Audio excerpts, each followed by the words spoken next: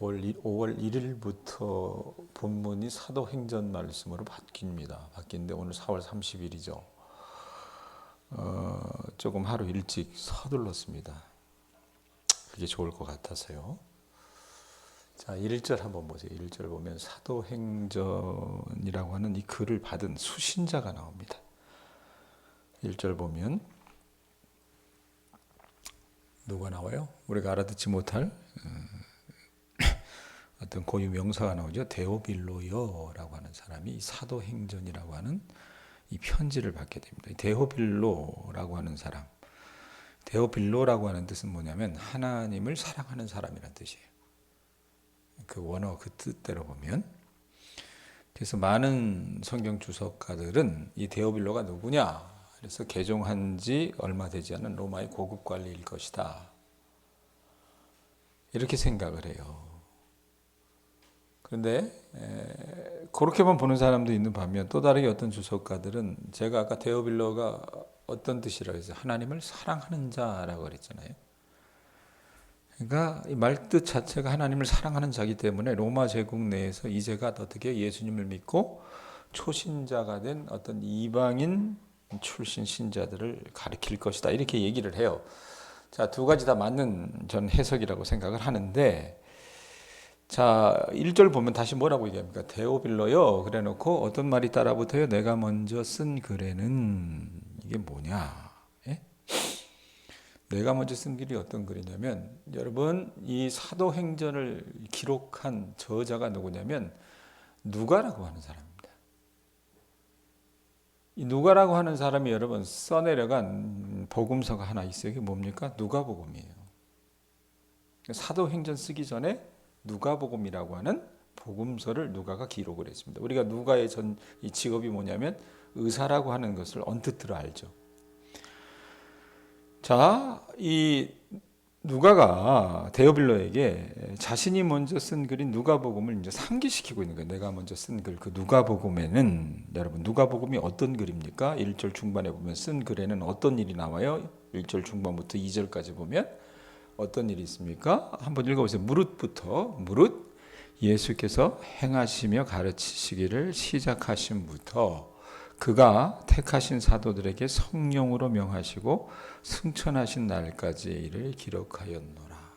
이게 누가복음에 관한 기록을 어떻게 해요? 요약하면 딱 문장으로 나타낼 수 있는 것이 아마 이 내용이 아닐까 싶어요. 예수님께서 행하시며 가르치시기를 시작하심부터 주님이 어떻게 해요? 택하신 사도들에게 성령으로 명하시고 승천하신 날까지 그 일들을 기록한 글이 누가복음이라는 얘기예요. 자, 아까도 제가 얘기했지만 누가복음을 기록한 사람은 누구라 그랬어요? 누가가 썼어요. 백권사님. 예? 누가의 직업이 뭐였어요? 의사였어요. 의사. 그래서 누가복음과 사도행전은 한 사람, 누가에 있었어야졌는데, 이 누가복음과 사도행전을 받는 이 편지의 대상자도 누구였냐면 이 데오빌로라고 하는 이방인 개종자를 어떻게 기독교의 기본 진리 위에 세우기 위한 어떤 누가의 열정의 산물이었던 게 아닌가 싶어요. 그래서 내가 누가복음에 이런 글들을 쓰지 않았느냐라고 얘기하면서 3절부터 이제 자신이 하고 싶은 얘기가 이제 이어지는 거예요. 3절 보세요. 그가 고난 받으신 후에, 그가 누구예요? 예수님이죠. 또한 그들에게 확실한 많은 증거로 친히 살아계심을 나타내사. 자, 고난 받으신 후에, 이게 뭐예요? 십자가에서 달려 돌아가신 후에, 부활하신 후에 어떻게 하셨습니까? 예수님께서 바로 여러분 어떻게 승천하셨어요? 그게 아니잖아요. 그렇죠? 그 제자들과 40일 동안 함께 계셨습니다. 그래서 그들에게 확실한 많은 증거로 예수님 친히 부활하셨다는 것을 제자들에게 나타내 주셨고 40일 동안 그들에게 보이시면서 뭘 말씀하셨대요? 무엇을 말씀하셨답니까? 3절 뒷부분에 보면 하나님 나라의 일을 말씀하시니라 라고 얘기해요. 예? 예수님께서 먼저 고난당하시고 죽음당하신 후에 부활하신 모습을 친히 제자들에게 보여주셨다는 것을 이 누가가 데오빌로에게 어떻게 다시 한번 강조를 해요. 그리고 40일 동안 부활하신 모습을 보여주시면서 특별히 어떤 일을 말씀하셨느냐? 아까도 제가 지적했던 것처럼 3절 뒷부분에 있는 하나님 나라의 일을 말씀을 하셨습니다. 자, 제자들이 여러분 오순절에 성령 강림하실 그 성령을 받기에 앞서 그들에게 예수님은 어떻게 하셨냐면 장차 임할 하나님의 나라와 그 구체적인 어떤 사역에 대해서 집중적으로 성경 말씀을 가지고 어떻게 해요? 공부시켜 주셨다는 거예요. 여러분, 예수님의 공생의 사역의 이 처음과 끝은 주님께서도 처음에 오셔서 하신 게 뭐였습니까? 하나님 나라에 대해서 선포를 하셨어요. 그리고 승천하시기 직전까지 그 제자들과 40일 동안 있으면서 뭘 말씀하셨어요? 하나님 나라의 일을 말씀하셨습니다. 그렇게 보면 주님의 공생의 사역의 처음과 끝은 뭐였다? 하나님 나라의 일이었다는 얘기입니다. 그럼 이 하나님 나라의 어떤 이 도래를 중심으로 메시지를 주님께서 선포하심으로 인해서 자신의 공생애를 시작하셨다고 얘기했고, 부활하신 직후부터는 승천하시기까지 40일 동안 하나님 나라에 대해서 예수님께서 어떻게 해요? 집중적으로 가르쳐 주신 거예요. 그럼 하나님 나라가 도대체 뭐냐? 이런 의문을 품잖아요. 하나님 나라가 뭘까? 예? 보통 여러분 우리가 나라, 국가가 존재하려면 몇 가지 요소가 있어야 된다고 얘기하잖아요. 쉽게 생각합시다. 땅이 있어야 되겠죠. 영토가 있어야 되겠죠. 거기 사는 백성들이 있어야 될 거 아닙니까? 군대도 있어야 될 것 같고, 그 다음에 그 나라를 이끌어가는 관료 조직, 이런 것도 있어야 될 거라고 생각을 하는데, 그런 나라가 아닙니다. 지도상의 나라가 아니라 하나님 나라는 하나님의 다스리심과 통치의 현장을 가리키는 그런 뜻입니다. 그러니까 40일간 하나님 나라를 주님께서 집중 강의해 주신 것은요, 예수께서 3년간의 공생애를 통해서 가르치신 하나님의 나라가 여러분 어떻습니까? 주님이 이제 부활하세요. 그리고 승천 이후에 역사 속에서 이 제자들이 남겨질 거 아니에요. 그럼 남겨진 그 제자들이 그 하나님 나라가 역사 속에서 어떻게 구현될 것인지에 대해서 주님께서 그들에게 세목세목 가르쳐 주셨다는 얘기입니다. 그 제자들의 사역을 통해서 물질적인 어떤 경험의 영역, 곧 눈에 보일 수 있는 것으로 나타날 수 있다는 것을 주님께서 승천하시기 직전까지 말씀해 주신 거예요. 자, 그렇다면 예수님 승천하시고 나면 여러분 제자들이 어떻게 해요? 똑똑한 사람들이에요? 많이 배운 사람들입니까? 가진 것이 많은 사람들입니까? 그래서 영향력이 있는 사람들이에요? 어떻게 보면 이 사람들처럼 연약한 사람들이 없었잖아요. 그렇기 때문에 예수님 부재시에 하나님의 다스리심을 이 지상에 살고 있는 우리에게 여러분 가르쳐 주실 존재를 주님이 주셨습니다. 그게 누굽니까? 성령입니다. 성령. 이 성령 충만한 사도행전적인 공동체가 하나님의 다스리심을 이 땅에 어떻게 해요?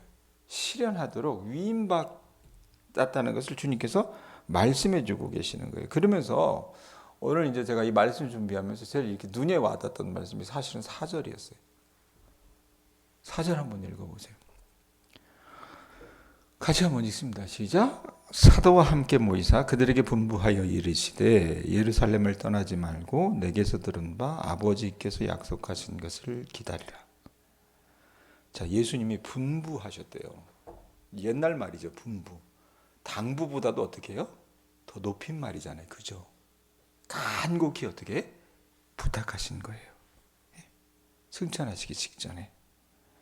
성령의 권능을 받은 사도들이 예수님의 공생의 사역을 이어받을 계승자라고 주님께서 그들에게 40일 동안 가르쳐 주셨어요. 그리고 말씀하시면서 뭐라고 얘기하냐면 또 다른 보혜사 성령이 사도들을 통해서 하나님의 다스리심을 어떻게 해요?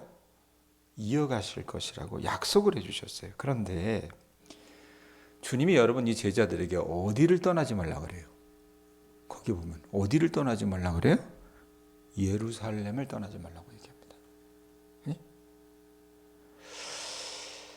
예수님 제자들의 여러분 대부분 그 출신지가 어디였다고 얘기했습니까? 제가 말씀 나누면서 갈릴리 호수 주변이라고 그랬죠.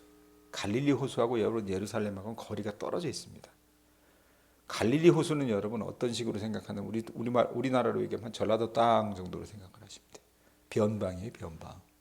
예? 예루살렘은 어떻습니까? 유대인들에게 있어서는 성지와 같은 곳이에요. 그런데 이 갈릴리 출신이었던 사도들에게 예수님께서 예루살렘을 떠나지 말라 그래. 이게 여러분 이게 무슨 말일까? 한번 생각을 해보세요. 예루살렘 하면 제자들에게는 어떤 느낌이 많이 있었을 것 같아요. 예루살렘은요 제자들에게는 유쾌한 기억이 여러분 별로 없습니다. 왜? 자기들의 선생님이었던 스승이었던 예수님이 죽어나간 곳이 예루살렘이었어요. 그죠? 자기들이 본거지도 아니었잖아요. 예루살렘은요 비겁하고 무기력하기만 한 자신들의 어떤 인간성이 어떻게 해요? 그대로 적나라하게 드러난 곳이 예루살렘이었다는 말입니다. 그래서 어떻게 해요, 여러분? 예수님 부활하시고 나서 부활하신 사건들 가운데 보면 엠마오로 가는 길로 이렇게 도망가는 사람들이 있어요. 낙향하는 사람들이 있습니다. 그 두 제자를 주님이 만나셨잖아요. 왜 그들이 여러분 예루살렘을 떠나서 엠마오로 낙향을 했을까? 그것 자체가 예루살렘이 부담스러운 거예요. 거기 있다간 죽을 수도 있고요. 그것을 생각했다가는 끔찍한 기억밖에 없는 거예요. 예? 제자들 여러분 그 두 사람만 엠마오로 가고 싶어 했던 것이 아니라 모든 제자들이 아마 예루살렘을 떠나고 싶어 했을 거라고 말입니다. 왜냐하면 자신들이 실패한 과거의 경험을 자기 두 눈을 똑바로 뜨고서 어떻게 쳐다보면서 그 패배한 그 장소에 머물기를 여러분 그 제자들은 원하지 않았을 거란 얘기입니다. 자, 그런데 예수님은 어떻게 하세요? 예루살렘을 떠나래요, 떠나지 말래요? 백권사님 떠나지 말래요.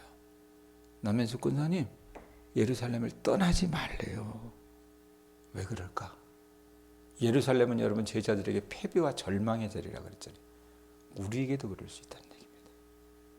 예루살렘을 떠나지 말라고 분부하신 것은 우리의 패배와 절망, 상처와 한의 자리를 떠나지 말라라고 말씀하시는 것입니다. 다 굴기 전에 예수님을 3번씩이나 모른다고 부인했던 그 베드로가 있었던 그 자리가 어디예요? 예루살렘이었죠.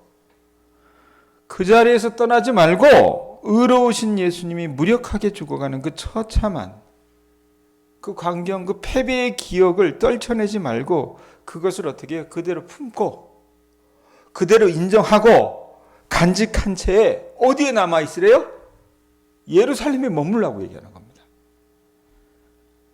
여러분 우리 요즘 그 얘기하잖아요. PTSD라 그러나요? 외상후 스트레스 장애 증후군이라 그래가지고 어떤 큰 아픔을 경험해요. 그러면 그 사람들이 어떻습니까? 그 장소를 기억하기도 싫어요. 옛날에 군대 갔다 온 사람들이 여러분 어떤 얘기했어요? 전 양구에서 군 생활했어요. 우리 이진영 집사님이 양구가 얼마나 험한지를 알더라고요. 네, 그 군대에 있으면 제대할 때 여러분 보통 군인들이 하는 말이 있어요. 뭐라고 얘기하냐면 내가 다시는 제가 있었던 곳이 양구라고 칩시다. 양구 땅을 보고 내가 오줌을 싸나 봐라. 이런 어떤 그 좀 속된 표현을 해요. 왜냐하면 끔찍했기 때문에 피하고 싶은 거예요. 안 그래요? 여러분들에게도 그런 것이 있을 수 있다는 얘기입니다. 예? 그런데 어떻게 해요? 그런 패배, 그런 상처, 그런 아픔의 기억을 우리는 떨쳐내고 싶어 해요. 그런데 주님은 그 제자들의 그 상황들, 그 상처들을 다 아심에도 불구하고 야, 그래도 너희들 예루살렘에 남아있어 라고 말씀하십니다. 왜 그러냐면 그 몸서리치던 수치와 패배, 낙담, 절망을 어떻게 우리가 그대로 수용하고 간직해야만 성령 강림에 대한 기대를 제대로 할 수 있기 때문에 그럽니다. 여러분 하나님이 역사하시는 것은요 내 눈에 보기에 그럴듯한 서울 서초동의 사랑의 교회 본당에서 역사하시는 게 아니에요. 내 눈에 보기에 여러분 마뜩치 않은 여러분 지금 초라한 나의 삶의 이 현장 동양면 예를 들면 능금리 예? 동양면 대량리 동양면에 있는 이 초라한 동양교회 이곳에서 여러분들이 어떻게 해요? 여러분들이 안고 있는 이 삶의 쓰라린 패배라든지 고난이라든지 아픔을 그대로 인지하고 그것 가운데 여러분들이 순종하고 그렇게 엎드리실 때 성령 하나님께서 그때 역사하신다는 것을 아실 수 있기를 바랍니다. 제자들도 그랬다는 게 그래서 예루살렘을 떠나지 말고 내게서 들은 바 아버지께서 약속하신 것을 기다리라. 이게 여러분 이 명령을 풀어서 쓰면 이렇게 됩니다. 여러분이 실패한 그 자리, 여러분이 인간성이 적나라하게 드러난 그 자리에서 어떻게 한 발짝도 물러설지 말고, 나는 여기에 속할 곳이 아니야, 내가 있어야 될 곳은 다른 곳이야, 이렇게 생각하지 말고 그저 어떻게 두 눈 똑바로 뜨고 여러분이 바닥난 그 인간성을 어떻게 우리가 응시해야 된다라고 말씀하시는 거예요. 여러분, 예수님의 죽음이 억울하게 느껴질 그때까지, 처절하게 느껴질 그때까지, 악몽처럼 느껴질 그때까지 예루살렘을 떠나지 말고 너 제자들은 어떻게 해요? 거기에서 있어야 된다는 거예요. 그때 비로소 여러분 어떻습니까? 제자들은 부활의 증인이 될 수 있었던 겁니다. 백권사님 눈 떠요. 여러분, 예수님께서 제자들을 떠나지 말라고 했던 것, 예루살렘을 떠나지 말라고 했던 것은 악몽과 같은 나사렛 예수의 죽음을 현실로 그들이 처절히 어떻게 해요? 받아들여야 돼요. 새겨야 된다는 얘기입니다. 그리고 주님의 부활과 승천, 그리고 이어지는 성령 강림의 역사가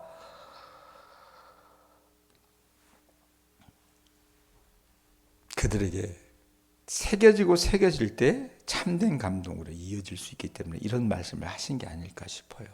여러분, 한번 이런 생각을 해보세요. 만약에 저나 여러분이나 끔찍한 상황들을 겪고 싶지 않잖아요. 겪었다면 그거 피하고 싶어요. 제자들도 그랬을 거예요.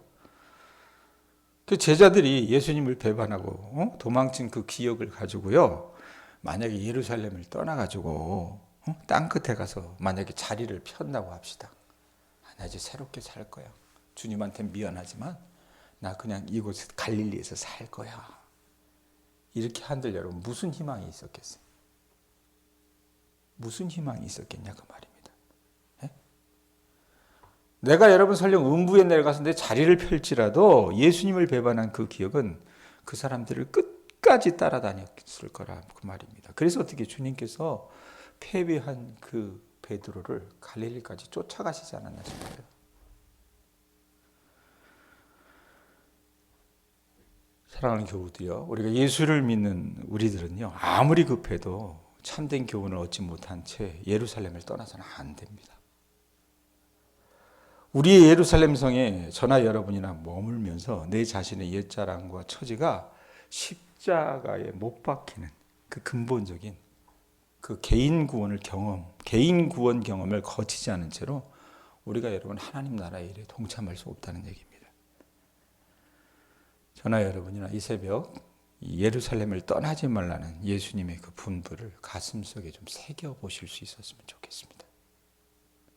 우리가 아무리 할 수 있는 일들이 급하다고 하더라도 하나님 나라의 쓰임받기를 작정한 사람은 성령의 권능을 덧입기 전까지는 예루살렘 성을 떠나서는 안 됩니다.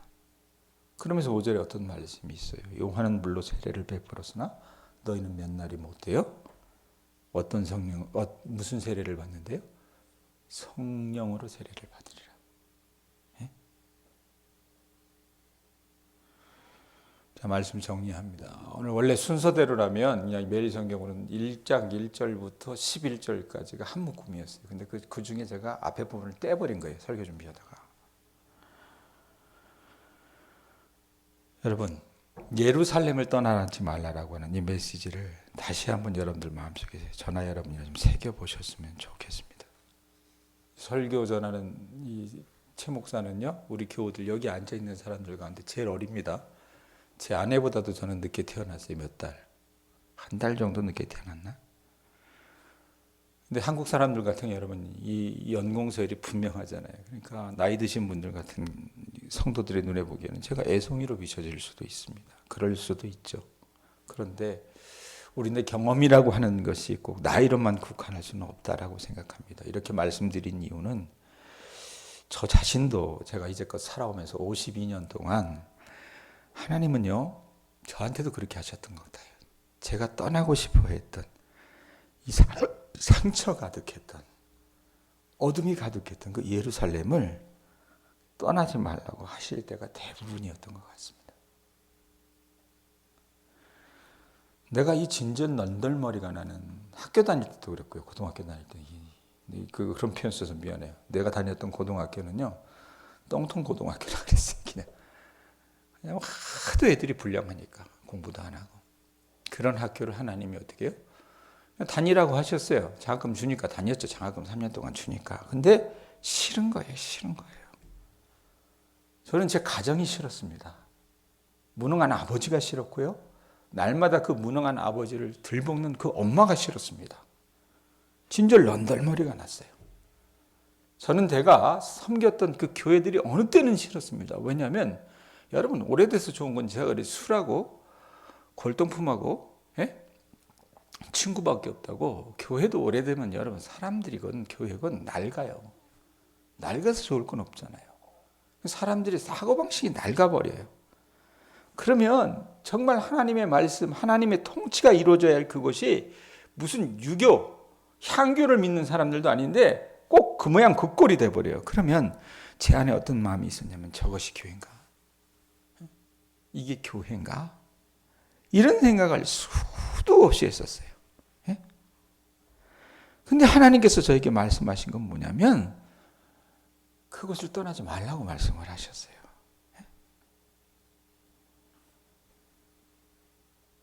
내가 아이고 저것들이 교회라고 저게 교인들이라고 말하고 싶은 그 타락한 교회를 두고 몸부림칠 때 주님은 야 그래 힘들지 그동안 수고해서 새끼도 못 키우면서 얼마나 네가 고생했냐 이러면서 내가 다른 데 옮겨줄게.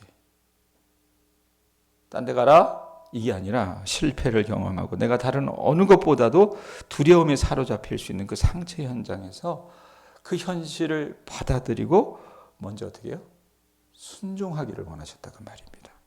그렇게 악몽과 같았던 내 삶을 주님의 죽음과 같이 현실로 철저히 받아들이며 순복할 그때에 어떻게 해요? 하나님은 나를 그곳에서 죽이셨고 죽인 그 자리에서 어떻게 해요? 부활을 경험케 하시면서 성령 하나님이 일하셨던 것을 경험하게 해주셨다고 말입니다. 여러분들이 이 발 딛고 살아가는 믿음의 현장이 어디입니까? 어디입니까? 어쩌면 피하고 싶기만 한 좋지 않은 기억만으로 가득한 그 현장은 아닐지 저는 묻고 싶습니다. 그런데 역으로 한번 묻겠습니다. 그런 삶의 현장을 왜 우리 남현숙 권사님께 하나님께서 주셨을까요? 제가 언젠가 그랬죠. 현실은 주님께서 주신 최고의 선물이라고요. 주님께서 여러분들을 위해서 주신 최고의 선물, 그 지금 이 현재를 주셨다고 말입니다. 그럼 우리가 그곳에서 해야 될 게 뭐냐? 여러분에게 있어서 현실, 그 예루살렘을 떠나지 마시고 그곳에서 순종하는 삶에 힘쓰시는 주님의 자녀들 되실 수 있기를 바랍니다. 그렇게 순복하는 그 자리에 우리 하나님께서 어떻게 해요? 함께 해주시고 성령 충만한 역사를 일으켜 주실 줄로 믿습니다. 그러니까 지금 여러분 있는 그곳에서 그 사람들을 사랑하시고 이 공동체를 위해 기도하시고 긍휼히 여기시고 그렇게 엎드리며 끌어안을 때에 성령 하나님께서 충만하게 역사하십니다. 제가 그거 장담합니다. 오늘 말씀이 그것을 우리에게 얘기한다는 것을 깨닫고 살아나가시는 주님의 자녀들 되실 수 있기를 바랍니다. 기도하겠습니다.